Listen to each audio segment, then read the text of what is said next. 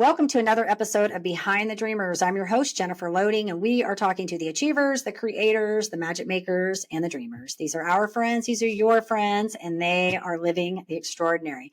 Well, I'm so excited about my guest today. This is going to be a lot of fun. I'm excited to hear what he has to talk about, but he's basically has an innovative approach to illustrate the love languages. And this unique method not only helps you understand the 5 love languages, but also empowers you to actively give them away.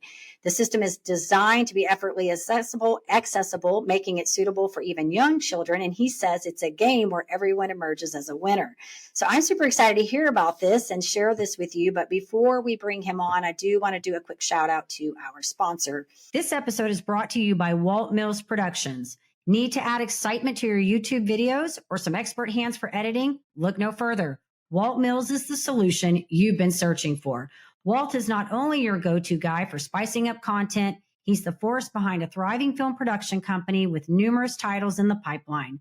Always on the lookout for raw talent, Walt is eager to collaborate on film and internet productions. With a background deeply rooted in entertainment and promotion, Walt Mills leverages years of skills to give you the spotlight you deserve. Want to learn more about Walt and his work? Head on over to waltmillsproductions.net and let your content shine.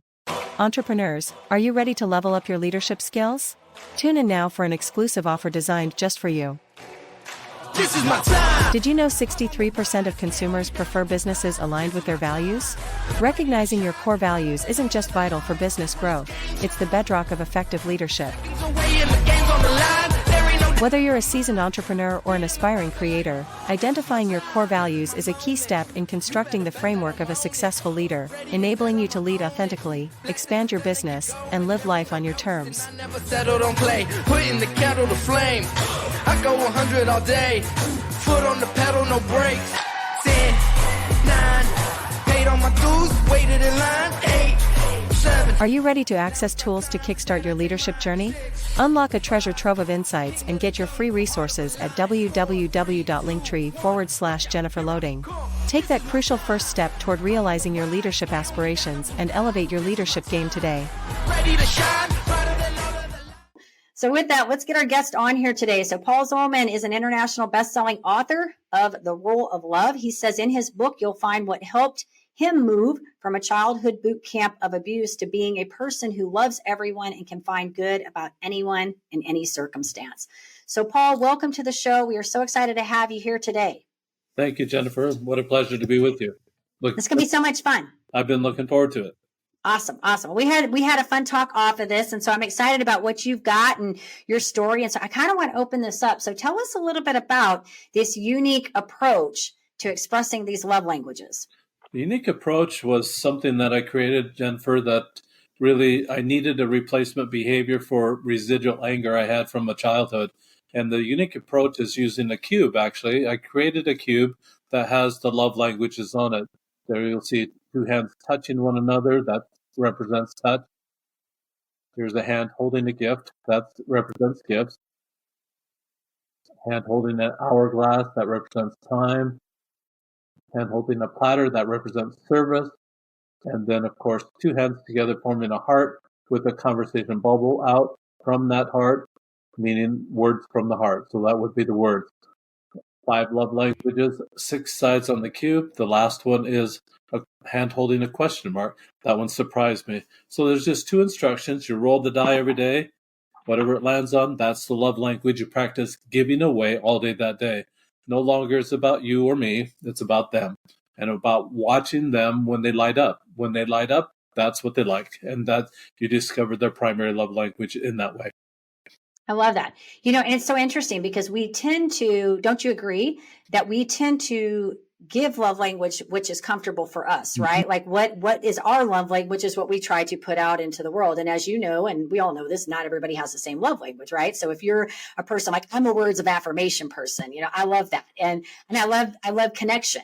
And so if somebody has a touch thing, that may not be quite as important to me, but I'm going to generally give away what like affirmation. I have no problem affirming people because that's what I love. But I love what you've got here because I think, and now it becomes I have a method of let me roll this dice. And now I actually have an active thing that I can do And also it strengthens your ability to give a love language in a different manner. Absolutely. I would totally agree with that. And that's the whole idea of this, is that all become more versed in all 5 love languages over a 30-day period. The length of time it takes to create a new habit, over that 30 days, you'll have given away all 5 love languages with this method. By doing that, you become what I like to call a love language linguist. Sexy title. I know you want it. Everybody listening wants that title. It's just one of those titles. If you put on your resume, you go to that employer is going to say, what the heck is a love language linguist? And you're going to say, well, I just love people. That employer wants their customers loved, and they want a loving environment within the workplace rather than a hostile environment. A lot of hostility out there. They don't want that in their workplace. Yeah, it's almost like, I feel like, we learn about like the different, you're probably familiar with like the DISC model and the Myers-Briggs and all of those. We learn about different, how people operate, right? And I feel like this is kind of a piece of that, like, right? It's like now we're learning how to, in the DISC model, and I had to learn that in my previous career, it helped me because it gave me the ability to sort of understand how people operate. And so I knew how to do my languaging and how to do, it was really effective in closing and sales and stuff because I knew how the different people would operate, how I needed to present a closing. But I think this is good too, because it's kind of the same thing. Now you're learning how to give away something so that you can meet people where they are in these different models. And you're right. I think it can make, it's huge. It can make a difference in a conversation by far. Oh, absolutely. So what you're watching for, Jennifer, through this 30-day process or even longer, I had this copyright in 2017 and I've used it every single day since that time. But what you're watching for is when people light up, that's their primary love language. And you don't have to say, excuse me, could you pause this relationship for a minute while I have you take this survey so I know how to love you? Right. It's awkward. You don't have to do awkward anymore. And that's kind of the key to that. The other thing that it does for you is it really improves your peripheral vision so that you can see it when it comes your way and then respond appropriately. You had mentioned, Jennifer, that most people give away their primary love language, hoping that it's coming back to them. Right. That reciprocity, to me, is really not love. It's a transaction. It's business. And we're not on let's make a deal. And it's not, a marriage shouldn't be like that. It should be sent out without any expectation of it ever coming back, but trusting the universe that has laws in the universe, the law of the harvest, karma, the law of attraction, whatever you want to call it, trusting that the universe will bring it back. I love that. And I like that you said the word consumer because I read a book. I started reading a book, Tim Keller's. I forgot the name of it. It's about marriage, but he talks a lot about the consumer relationship versus, I forgot what the other word was, but the consumer relationship, which is how a lot of things happen, right? We think of even marriage being sort of that way. I give, you give in return, right? And I like this because you're coming from the angle of, you just give and you don't worry about the return. And I think you're so right when you say we tend to expect the languaging to come back. And you're right, that becomes a consumer relationship at that point instead of just giving freely and not, we don't have all the, let's say, and I think it's everything. It's not just in marriage. It's in all kinds of relationships, business, friendships, every type of relationship. We tend to think if we give people this way that we should get that same kind back in return. It just doesn't work that way. No, it's not a retail store. And if you're sitting around waiting for customers, waiting for love to come in, it's not going to happen. Right. I love it. I love it. This is good. And I like that you make kind of a game out of it. I think that's what makes it fun because it's almost like, I always say this when I work with clients in my coaching practice, like when we're trying to make change, and it could be anything from getting them to go to the gym or changing something in their business, right? Change is hard, right? Mm-hmm. And a lot of times we put a lot of metrics when we're trying to change. And I think when you can take all the metrics away and make something fun, and I always say, like kind of think about like exercise, like if you really despise going to the gym, don't tell yourself you got to go to the gym 7 days a week, but maybe you say every day I'm going to do something that I enjoy doing that gets me out of my house. Maybe that's one day you're walking your dog. Maybe it's one day you go skating. Maybe it's one day you go bowling. Then what happens is exercise doesn't really become the chore anymore. It becomes a fun thing, right?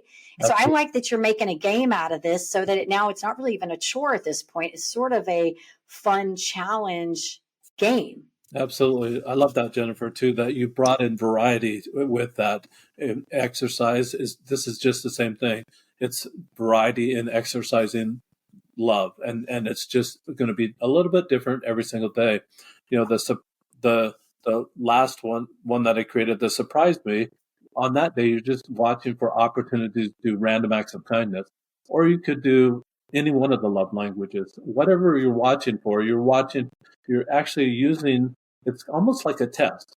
You're taking all the knowledge that you have of all the other love languages that you've learned over the course of that 30 days, and now you're having a test.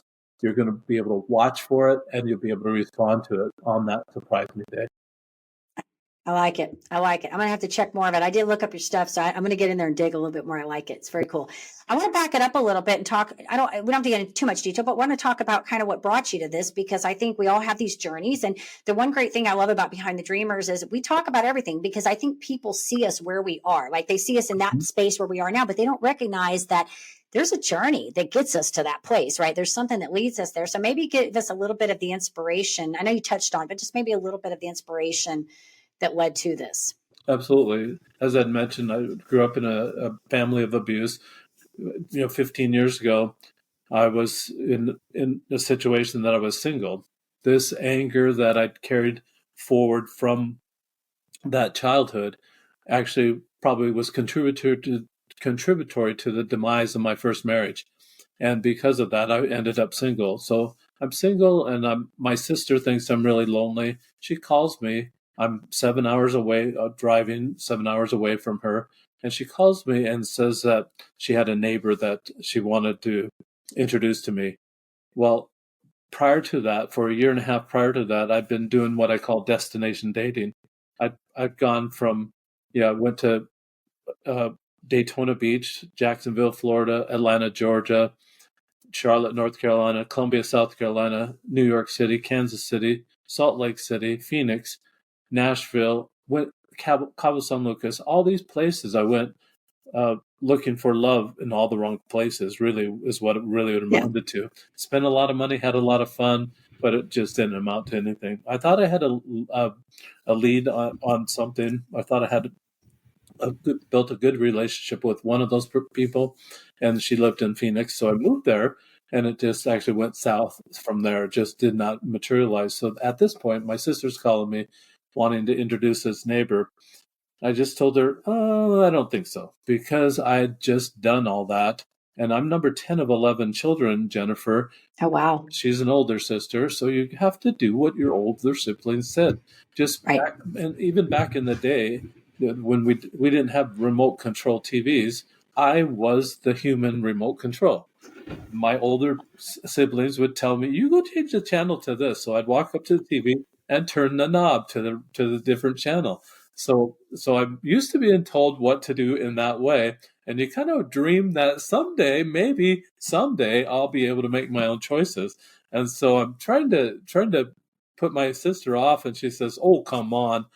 And I said, okay, well, I'll email this person. What kind of relationship can you develop through email? I wasn't expecting anything, but this lady was actually a pretty good writer.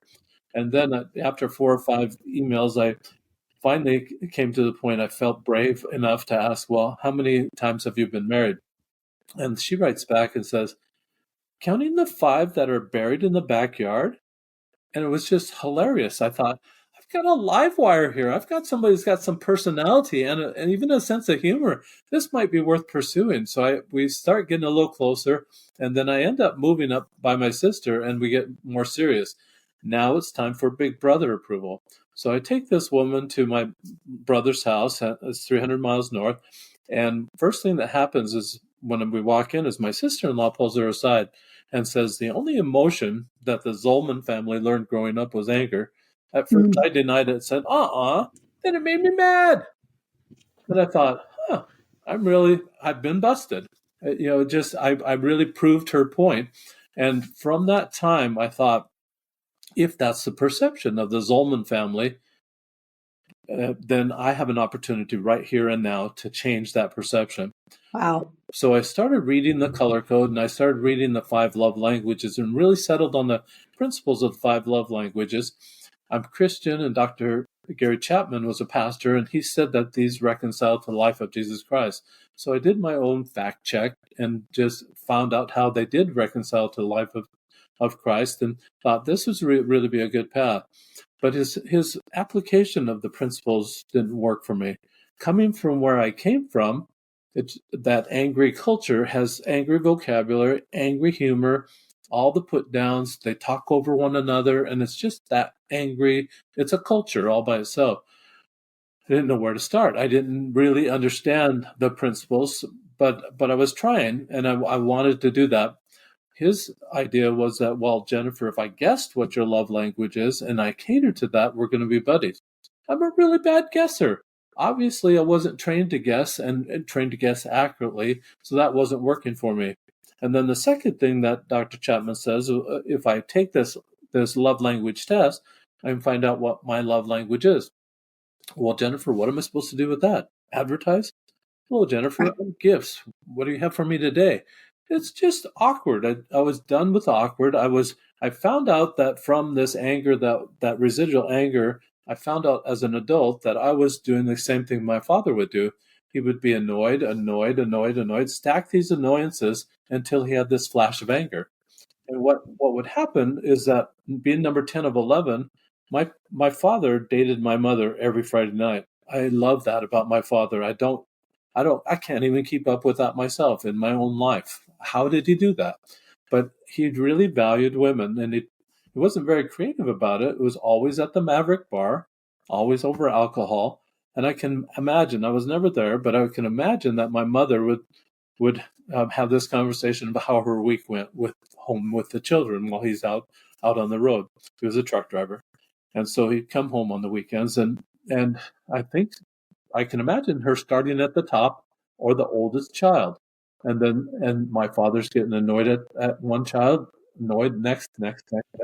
I'm number 10. I'm way up here where he's going to blow. And I get the belt or I get a severe spanking. I remember one time I was black and blue for more than 3 weeks from one of those spankings. It was just really harsh in that way. So I have this same stacking thing going on, and I really want to overcome that. But I'm saying in my mind, I don't want to be angry. It's like a double negative that only works in math, that you can multiply two negative numbers together to get a positive. It doesn't work in relationships. So it wasn't working for me either. So I've had to figure out what to do next. And so in this whole process, I'm thinking, I've got to figure out how to apply these love languages. So I contacted Dr. Chapman and asked him, are you licensing those little icons that you have for each one of the love languages? Because I remembered as a child, I had this idea that, games brought families together, and games did bring us together. There still was all the smack talk. There still was all the put downs. There still was a strategy in the competition, all those things within that angry culture that were there, but it brought the family together. And his attorney wrote me back and said, no, we're not licensing those things. So I went to a copyright attorney here in my town, and he said, theory, like the love language theory, is not copyrightable. Application is. So that's when I was able to create my own artwork, put it on a die, and make the die and copyright it. Wow, what a story. I think it's always fun to hear the backstories of these things, what inspires us to, and it's sometimes hard. I don't know if you find this, like, I feel like when I talk about my story, it's kind of long, and I'm always like, do you want the abbreviated or do you want the long version of it? Right. It's like the abbreviated version is this, but none of these journeys are just simple. They're not linear. We talked about that. They're not simple stories. Right. And I think it's what transpires, and what's neat is, that's why in the beginning, before I preface this, as I said, people look at where you are now, they don't know all the stuff in the middle, right? So if they were to go from here to here, they'd be like, how did you go from here to here, right? Because they haven't seen the whole journey. And that's what Behind the Dreamers is. It's really, the inspiration, what led to the work that you're doing today. And so I think whatever it is that gets you there, tragedy or whatever, that trauma or bad experience, there's always good that comes out when we can take that and find a way to serve other people with it. That actually served as a motivator for me, Jennifer, and I appreciate that question, because it really, really kind of was the impetus for change, wanting that change. Now, instead of stacking those annoyances, I find myself stacking the kindnesses. Because just think of that. It's a stair step to higher laws of love. Right. It's if you want to get to the higher law of compassion, or the higher law of charity, or intimacy, or forgiveness, or empathy, or mercy, or sympathy, any of those are all higher laws of love. These really, for me, have become the basic, that everybody really needs to know the basics. And we really only know our own primary love language. We need to broaden that to know all 5 love languages as the basics, to be able to stair step to those higher laws. It's good. That's good. I love it. So moving into, I want to ask you kind of as an entrepreneur, because obviously you are an entrepreneur, you have a book and you have a tool, and I went on your website to look at how you kind of packaged everything. I like it. I would love to know and have you share with the audience, maybe one of the challenges that you faced, and maybe you mentioned earlier about getting the copyright and having that. So I think that was something, and good on you for, doing the research on that, because you could have easily just stopped and not proceeded with that. Right. So good on you for that. But maybe one of the challenges you faced, maybe putting this together, or maybe you can maybe base it even on the tool in the book itself. Yeah, there are a lot of challenges. It took about 2 years to get the right artwork. I just wasn't satisfied with the artwork that was coming from my designer, and it just took about 2 years to get the artwork. During that 2 year period, I still had the need to be able to practice the love languages, so I made my own little prototype, and it was clunky. Just it's that big. I mean, it's about 2.5 inches by 2.5 inch square block of wood. Try to cut a piece of wood with the sharp corners, and then try to roll that. It doesn't roll. I mean, it'd be weighted. If you wanted to do physical touch every single day, like a couple of attorneys have asked me to make one like that for them, that's all they want to give away. That's all they want to receive. They just want one that has physical touch on every single side. But try to roll that on a floor. It seems like a weighted die, and it just isn't. Doesn't. It just was very clunky in the beginning. So I had to. These are the difference in size here. You can see I had to really size it down and really kind of work with it. I've had to find a dice manufacturer. A lot of things that I had to do to be able to get to this point. Then, now I've got the die, and now I'm taking it around, trying to market it, and trying to go to the mental health therapists, people that are in that industry, thinking that they're gonna just buy this like crazy. And one that I went to last year, in 2022, it was early in 2022. He said that this is great, but you have to do too much explaining about it. You really need a manual, or you need to write a book, because it's quite different. It absolutely makes you versed in all the love language. It's quite a different application. There's no more guessing. There's no more survey to take to discover what the love language. You're watching with your observation skills to discover what their love language is. And I think that's really important too. There was a couple that I was working with that took the test. She found out that she was service, and so he's mowing the lawn. He's helping with laundry. He's vacuuming the carpet. He's washing the dishes. He's doing all these things. She's not lighting up.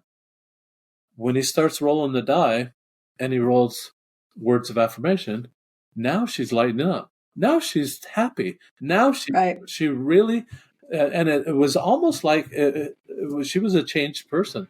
Once he found out what really lit her up, and started working with that, their marriage really became more cohesive.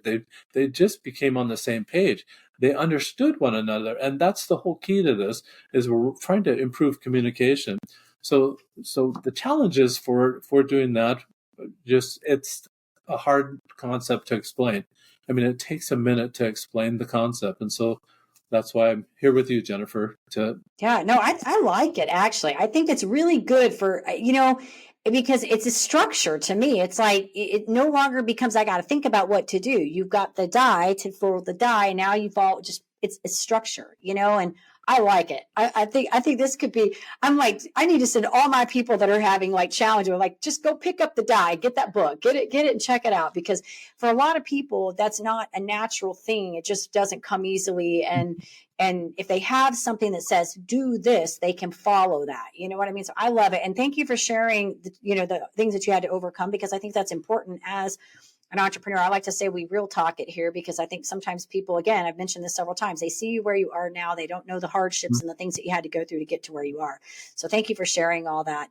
I do want to ask you, and I think you probably have said this throughout this whole conversation, but I would love for you maybe just to touch on, what do you feel like you've learned about yourself in this journey? I think that the biggest thing that I've learned about myself is the source of anger. And I think that if you can identify the source of anger, then it puts you on the spectrum. You understand. I really, like my sister-in-law said, I really didn't realize that I was so close to that angry culture on that side of the spectrum. And I like to explain it like this. The other day I went out walking and I found this walking stick. And on one side of it's very smooth. It's about 3.5 feet long, the size of a walking stick. This side is just got a knot on here, and I call this the naughty side of the stick, and this is the nice side of the stick. It's like Christmas. It's like Santa Claus has a stick like that, the naughty and nice stick. And so I realized that anger was really on that naughty side of the stick, and I was too. Once you have that self-actualization moment, that's really where you can make some goals and make some progress. But you have to know where you're at. What worked for me, what that self-actualization moment was, I was being annoyed at what other people were doing, that I thought I could do better, that I thought I could make choices for them, and it really is none of my business. Their choice and their actions and doing what they're doing was really none of my domain at all. Once I realized that I can stay out of their business, let them make their own choices. If they're failing, I can offer advice, ask permission to give advice, but unless they accept that offer or they say something like, "No, I don't want that advice," then you're done. That's the end of the conversation. When I realized that boundary for me, that I need to stay in my lane, well, what is my lane? Send out love and watch and react appropriately when it comes back, and not worry about the choices of other people. Once I started doing that, I realized that I started rolling the die simultaneously with that realization. I came to realize that I'm watching now for what's right about people and what can I love about people. I used to watch for what's wrong with people. And I was looking at that 10 or 20%, the bad of a person, the minority part of a person. And when I was looking at that minority part of a person, I was missing this whole huge majority of what's right about that person. Now, as I roll the die and watch for what's right about that person, that's the huge change there. I am so busy, even on one person, you can find so many good things about them to talk about. I'm so busy watching for what's right about people. I have no time to be annoyed. No time. And it was a replacement behavior for me, Jennifer. So that replacement, I needed that replacement. I didn't know what to do with the anger. And I would say I want to stop and do all those, stop and not do that. But all that's negative statements. What do I want to do was more positive. My brain accepted that. The die helped with that, and start focusing on what's right about people. That really was the biggest change that I... Big takeaway. Yeah. I love it, Paul. It sounds to me, I mean, in listening to everything that you're talking about, and I love this because I think that when we begin to serve other people, that's when we have the most transformation in our own life. And so in this whole thing, I feel like it's for you, what I'm hearing from you is that this whole process to heal yourself, it really was found in trying to find ways to serve other people, and it healed you in a lot of ways. So I think that's the best way to achieve success is helping other people. Right. And I always say that, we learn the most when we're doing service. Like, when we have to find a way to help somebody and we have to learn in the process to do it, we grow. And I love it. I was listening, so many things you said throughout this. My friends make fun of me because I always talk about, I get the chills when I have these conversations. And sometimes I do a show. I love all my people that have been on the show. And sometimes I'll have like one time where I'm like, I get the chills. I've been listening to your whole thing on this. And every time you say something, I'm like, oh my gosh, like I can resonate with this, because I think that so much of my work that I've been doing and what I do with other people has really been about healing myself. It's been about letting go of anger and things that I've held on to and misplaced, and being able to find good. And I really love, like I said, this die, because I think it takes away the have to think about it now. It's just you've got the direction, right? You take the die, it tells you what you need to do for the day. That's your act of service. Follow the die. It's simple for people to follow once they know it. So I love it.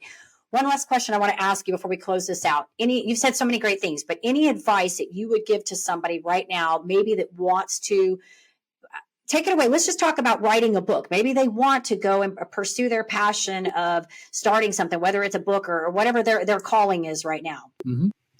Yeah. So probably the best thing to do, and what I found really very helpful, was to write all your ideas down. And the advice I had was put them in 10 columns on a wall. Just make a sticky note of any idea that you have, and then organize it into 10 columns. As they're organizing it into columns, then you'll pretty soon you'll have a whole list or a whole column of sticky notes on your wall. That's one way. I'm kind of an accounting background type person. The spreadsheet worked just as well for me, and that really was how it worked. As I organized the book into chapters, what do I want to write in this particular chapter? And then ideas would come. When the ideas stopped coming, then was the time to start writing. And it only took 6 weeks. That whole process of writing the book only took 6 weeks after I had the ideas down and out on the spreadsheet for me. And it was that simple. The other thing that we haven't talked about is I've got a journal as well. This is called the Roll of Love Journal. And in it, most journals would have a blank page. This one actually provides suggestions. What you rolled, what opportunities you saw to love in that way, what you did about those opportunities. People really need that accountability. Just think, it took me a long time to realize that I'm responsible for my own actions. I kept blaming my father, being the victim, blaming my father for all the anger and everything up until about age 35. Then I realized, I'm responsible for my own stuff. And I think that when people realize they're responsible for their own stuff, that's going to help launch their business as well. It's going to be, you're in charge. You are the person. If it's going to be done, you need to do it, or you need to find someone that can help you do it. I think that's probably the best encouragement I can give right there. Yeah, all great advice. I love that. I have an accounting background too, by the way. That's why I was smiling when you said that. I had somebody on my show one time. My mother was a bookkeeper. And so I thought I was going to go into accounting and do CPA. And then I got to tax law, which has nothing really to do with that. And I was just out of it. But I had somebody come on my show one time and he's like, no, I just don't see you being an accountant. And so I didn't pursue it. But Paul, this has been great. If our audience wants to get in touch with you, maybe they want to pick up the journal, they want to get this done, I know you have these in packages and stuff. Mm-hmm. Where would you like us to send them? Probably the best place is to the roloflove.com, ROLE of love.com. And you'll find that bundle package that we talked about. It's the cube, it's the book, it's the journal, all for $29.99 right now. It's about 20% off what the retail price is. And it's just that special that we have going on right now for anybody that's listening. Okay, that's good. That's excellent. And so, and I love the journal, by the way. I think that's great. I was listening when you said that. I was thinking gratitude is what that really comes down to. Absolutely. At the end of the day. Love it. So this has been great. I want to tell you, thank you so much for your authenticity. Thanks for sharing. I love what you're doing. It was fun chatting with you and learning a little bit more about this. Thank you, Jennifer. It's been my pleasure to be with you. Awesome. And to our audience, of course, we do want to say, if you enjoy our show, head on over to Apple, give us a review over there, hit that subscribe button on the YouTube so we can keep sharing all these fun and fabulous stories and talking to these amazing people. And as I always say, in order to live the extraordinary, you must start, and every start begins with a decision. You guys take care, be safe, be kind to one another. We will see you next time.